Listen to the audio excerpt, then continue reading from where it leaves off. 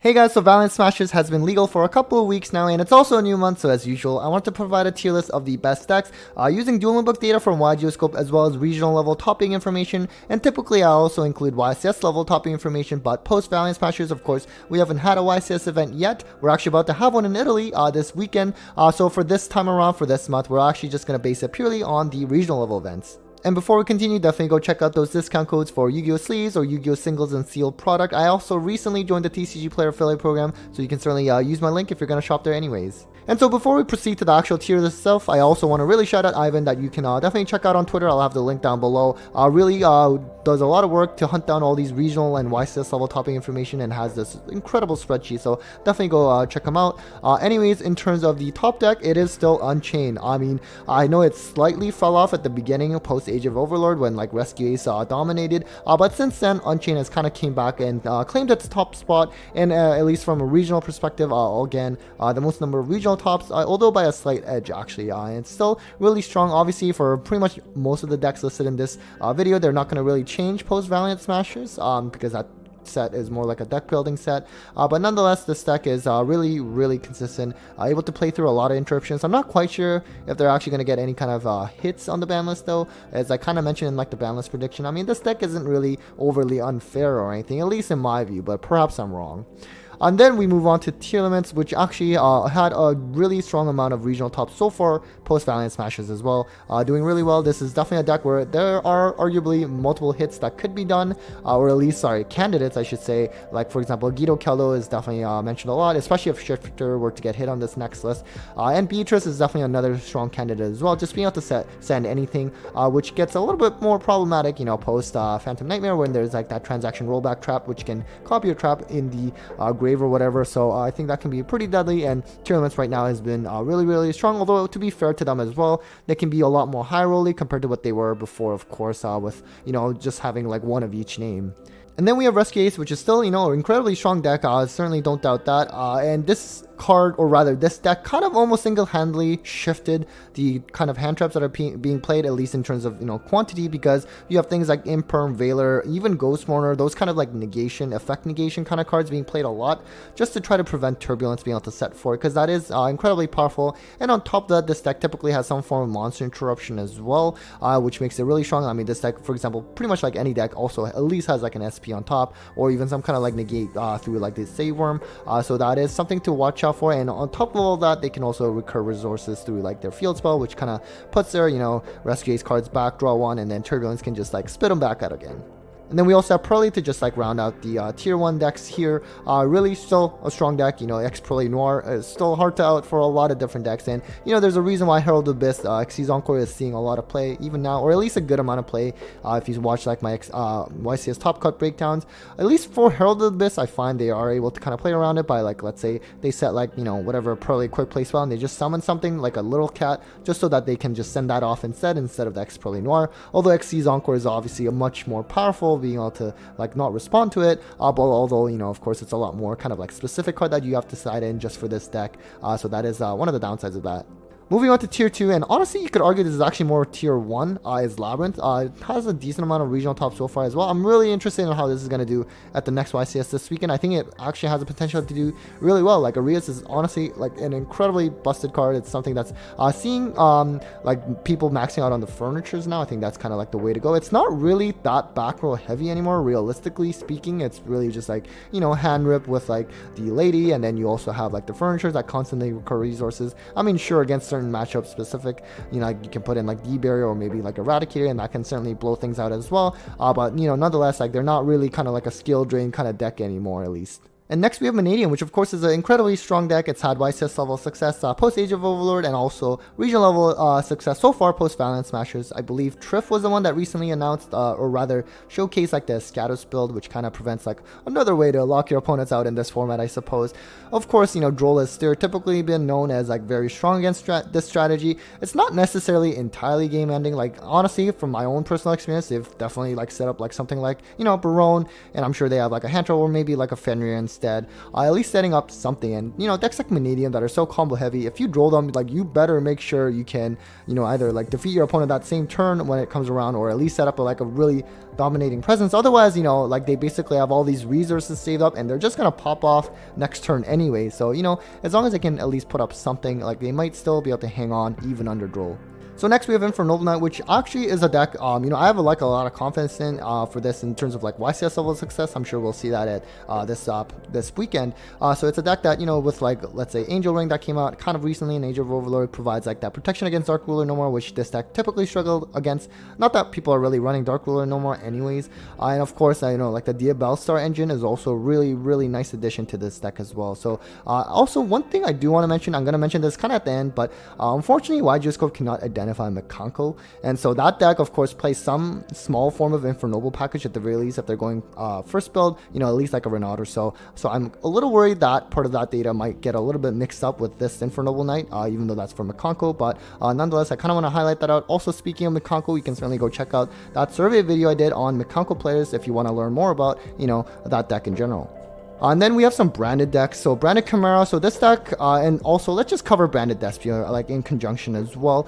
So branded decks, it's funny, I find at a regional level event, these decks actually do quite well. It's just at YCS level events recently, these decks have definitely struggled, especially something like Despia, which is kind of like falling off. At least Branded Chimera, you could probably get like a top or something. It's definitely more consistent of the two, and probably more popular as well in terms of actual play. But nonetheless, at least because we're only basing on regional level events so far for this month, I think these are kind of like tier 2 from like a regional level perspective, but at a YCS level kind of thing, I think these decks will probably struggle again. I mean, hopefully I'm wrong, because I do play branded myself, but curious to see how they're going to do this YCS post Valiant Smashers. So next we have Centurion, which is that new deck from Valiant Smashers. So actually, speaking of Centurion, I did a survey of the Centurion players as well, just like I've done with all the other meta relevant strategies. So I'm gonna make a video on that and post it the day after this video comes out. So I'm really happy with all the responses I've gotten. Basically, it looks like the players kind of see it as kind of like a one-trick pony kind of deck in terms of Calamity Lock, Turbo of course, and just kind of having like some struggles going second. But of course, there are ways to kind of mitigate that in terms of like different packages you could play, although that also adds some other weaknesses to the deck that it might not have otherwise. But anyway, stay tuned for that video to learn more about Centurion as well. But this is a deck that I think going into this weekend, I'm really excited to see how much this is going to see play. We've had a couple weeks since Valiant Smashers. You kind of have to deal with a little bit of that initial hype as well. Like a lot of players will try to try with the new deck at first, might fall off in favor in terms of interest as the format goes on, but maybe sticks around because there's definitely some potential with Centurion. And then we have Dragon Link in tier 2 as well. I mean, realistically, I would put it at the same level as like Mannadium, just in terms of like how strong it is. I think regional level success so far actually post Valiant Smashers wasn't like as amazing though, but I'm sure it will pick up. It's like pretty early into the new format as well. This deck, despite the limits of like Magmanat and also Chaos Space, it's still hanging around, and there was no doubt that they would. Honestly, this deck has really survived a lot in terms of like different kind of hits and stayed meta relevant. So kind of interested if the balance will hit them even further. Just because even that last list, we only had 3 unique changes on the ban list, and 2 of them were for Dragon Link, even though they weren't even the best deck of the format at the time. So, curious if Konami still tries to hit them even further, just so that they're not meta for so long. Moving on to Rogue, we have Sprite, which again, you could argue is actually like tier 2. Like I think so far we've actually had a pretty good, a decent amount of success with Sprite builds as well. There's obviously so many different variations. I mean, like Runic Sprite is typically the most commonly seen one, but we also saw Tri-Brigade Sprite top that 1 YCS post Age of Overlord as well. So there's definitely potential with this deck. It's really consistent. It's able to fit a lot of non-engine. I guess unless you're playing Runic version, which the Runic spells kind of take up most of the deck space. But nonetheless, like it's also very good going first. It can set up different kind of negates, a variety of negates, a very powerful oppressive board. But even going second, it has like inherent abilities to break boards as well. In terms of for even like let's say something like Gamma Burst, just adding a lot of attack. But on top of that, there's a lot of good rank 2s that can help break boards, especially something like Mosquito, which can just deal a lot of burn damage and attack for game as well.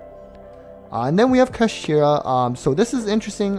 Technically, I was a little bit worried in terms of the dueling book data side of things. I was a bit worried that some decks that could not be identified but were playing like Kashtira Fenrir, for example, if those were being categorized as Kashtira unintentionally. But nonetheless, there actually have been some tops with Kashtira so far post Valiant Smashers as well, so I think it's still a solid rogue deck. I'm kind of curious if those topping lists were like going second Kashtira. I know that was kind of like how I think the Kashtira players were thinking they moved towards post a Rise Heart ban, but you know what, maybe they're still like going first like with like adventure token stuff. I've seen that around as well. Unicorn is still a really strong card, and so I'm curious how this deck is going to evolve as we move forward. And then we have Vanquish Soul. This is deck definitely, I think, worthy in just like the rogue status, but kind of like top of rogue, right? I mean, it still gets like at least like one YCS top like multiple times. Definitely sneaks in there. So it got some new support in Age of Overlord. It's really, I mean, it's pretty strong in terms of, it's able to play Shifter. It can play something like There Can Be Only One, which can be good against something like Unchained, for example. And on top of that, like most decks aren't running like Regeki Dark Hole in the side anymore after, Kashtira has kind of disappeared, and you have something like Unchained and Tear Limits into the mix. Which means those cards are very, very bad, even though they're quite strong against something like Vanquish Soul. So any kind of like targeting, that's also pretty popular, as I mentioned earlier, in terms of trying to prevent or stop that turbulence, and those kind of targeting Imperm Veiler is usually typically pretty bad against Vanquish Soul. Next we have Flunder. This deck definitely has fallen off a little bit in the past month after seeing a pretty decent YCS success just prior to that, actually. I mean, as long as Tear Limits is kind of like really doing really well, which it is right now, there's always the potential for that, right? Like Shifter really destroys Tear Limits, although at the same time, if you kind of look at some of these decks in Tier 1, Shifter doesn't really kill Unchained. Pearly and Rescue, if anything, they actually some actually do side Shifter themselves, going when they're going second against probably for strategies like Tear Limits. But nonetheless, Flunder can be really strong in terms of banless hits. Probably Shifter is the only thing that everyone really wants hit. Featherstorm obviously would be a nice bonus, but at the same time, I don't think it's Flunder isn't doing too well lately. I probably won't get hit for a specific card like that. And then we also have Sword Soul. I honestly thought this deck was kind of dead, and then the last, the month where it had actually two YCS tops with Sword Soul. One was a super heavy samurai build, the other was more of a pure, kind of like the variant we're used to, but nonetheless, it's pretty cool to see them still having some form of competitive success, especially at regional level 2. It's always going to stick around there as well. And on top of that, it's a pretty budget-friendly deck. If I recall, I don't even think they have to play SP, because a lot of times they're locked into like worms anyway, so definitely if you're kind of starting out in competitive play, this is certainly a synchro strategy you can roll with. Obviously, in terms of synchro strategies, Mannadium kind of took that spot as like the most popular one, and then now Centurion is also new, and it's also a pretty popular synchro strategy at that, but Sword Soul is definitely a solid option to stick around with. So then we have Rika Sun Avalon, and this YCS coming up this weekend is in Europe, which means Rika will probably win that one. So jokes aside, it is still a strong deck, probably still warranted at the rogue spot though. For one, it doesn't actually see that much play. Regional wise, it's had a couple tops or so. So there's a lot of play of Nibiru and Droll right now, which is not great for Rika players, of course. But although at the same time, I guess if there's a decline in play of Flunder, there were actually a good amount of players like siding like something like Zombie World, for example, for Flunder, which indirectly affects Rika as well, because they need their stuff to be plants, so at least that they have that going for them. But Nibiru and Droll, I can see that being at least a little bit problematic. And then we have Hero, which of course is one of the most popular rogue decks of all time. It always makes these tiers just because of how often it's played, regardless of actual competitive event success. Although, to be fair, it actually did have a regional top so far in post-Valence Smashes, a couple actually. And, you usually will see that every format just because there's so many hardcore, die-hard Hero players out there. Like, they're going to make that happen. And so, it's a very solid rogue option, right? Although I did speak recently about, like the Nibiru, the Droll. Obviously, Nibiru in its own is a little bit overrated against Heroes at this point. I mean, there were a lot of memes in the past when Nibiru first came out and how it just absolutely cripples Heroes. Like, not so much anymore. They have a lot of plays around it, at least if we're talking solely Nibiru, of course. But at the same time, Nibiru Droll, they are still good cards against them. Even like Ash, like something like Fusion Destiny, something like Hero Lives, those are like pretty good Ash targets as well. But nonetheless, it can put up some pretty impressive stuff. Dark Law Banish is always kind of nice. Like Skill Drain, essentially one-sided Skill Drain in Plasma is always nice as well. And DP is fairly strong as well, although against something like Unchained, Tear Limit's probably not good. And we're actually about to have Fire King soon as well, and they also kind of thrive on being destroyed as well, so perhaps maybe not the best there. And then finally, onto the last tier, we have Dark World, which actually got a regional top so far post-Valence Smashers. I'm sure that makes a lot of you Dark World players happy. I know anytime a Dark World deck profile is posted on my channel, they always do really well, which is kind of funny because, I definitely put Dark World as like one of, if not the worst deck to play against anytime at locals or whatever event, just because they're just soloing off for 20 minutes trying to rip all the cards out of my hand. So it's pretty toxic to go against, and as my friend puts it, it takes a lot of skill to play Dark World, but it doesn't take skill at all to beat Dark World, because it essentially comes down to drawing Droll or maybe Shifter as well. So nonetheless, jokes aside, I think it's still kind of cool to see that it has some competitive success, because it is actually a very cheap deck to build, which you can certainly do so if you're kind of starting out as well. And actually, if you're in the hunt for Yu-Gi-Oh singles, I do have that new partnership with Trading Card Mint. You can use code Hakuna7 for 7% off, and also of course existing discounts on card brawlers as well as tier 0 games using code Hakuna5. And finally, we have Salamangreat. So this new format post Valorant Smashers, unfortunately no regional tops so far. Remember, we did have a YCS top though with this deck, with Gazella 3, which is always kind of nice to see. Definitely could have came back a little earlier, but I'm sure they really wanted to time it around the Soul Burning Volcano set, and that's why. So while it hasn't done too well right now, I mean, it is a deck that, for a rogue option, it's honestly pretty solid. It's also able to play something like, let's say, like, Rivalry or like Goza Match, which can be pretty good against certain select meta decks right now. Of course, Rivalry against something like Tier Lance or any branded build is like really strong. Goza Match against Unchained can also actually come up as well, and against Centurion, this is something you'll find out in that Centurion survey video I'll be posting next day. Those floodgates can also be pretty good against that deck as well. And lastly, as kind of mentioned earlier, unfortunately Makanko, that deck cannot be identified by YGO scope. I would still put it at like tier 2 though, at least for the going first build. And again, you can certainly check out that survey video I did recently if you want to learn more about Makanko. I think it was really cool, and I really appreciate all the responses I got for that. And also Fire Kings, obviously this deck is not actually officially out yet, at least in terms of legal play, but it will be for this weekend for YCS. So I'm really curious to see if we'll see like a YCS top from this deck. Honestly, I think right now this deck is not a tier 1 conversation by any means, but post early next year when they get like Bonfire and whatever other indirect support that they're gonna get, it's gonna really be strong, and I think I'm really excited to see what's gonna happen with this deck. Anyways, guys, that was it for the meta tier list battle data for this month. Really excited for how the YCS is going to shake up this month, and also really excited for some of the new decks in terms of Centurion as well as Fire Kings as well. So anyways, a huge thanks to all of you for watching. A big thanks to my patrons as always for the continued support, and well, take care, guys.